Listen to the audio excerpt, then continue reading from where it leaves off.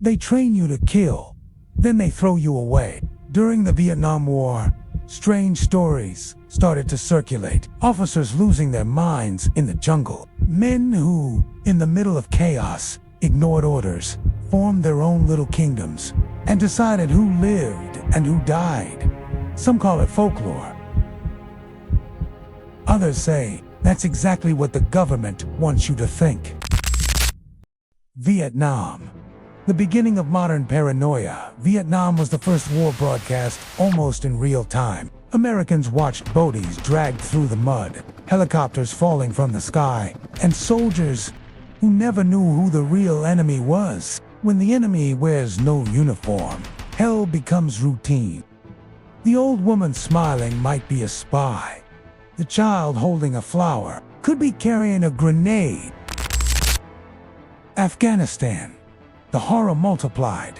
Decades later, the same nightmare.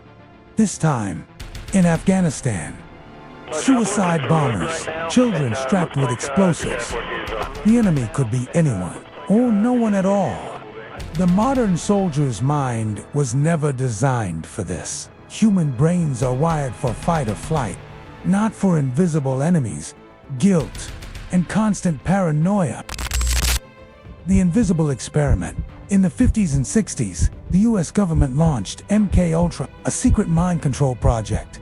LSD, electric shocks, hypnosis. They wanted to know how far the human mind could be pushed.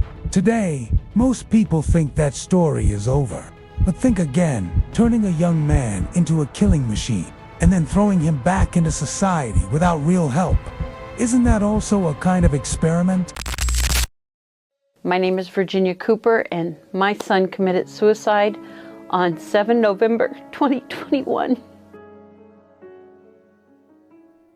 In the US, more than 33,000 veterans live on the streets. The ones who don't die in war often die inside when they return home. They train these men to kill, but they don't train them to live after the war. And when they're no longer useful, the system throws them away.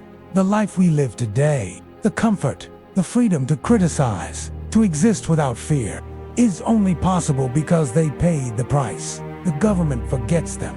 The system abandons them. But we must not forget, because these men are the invisible heroes of a war that never really ends.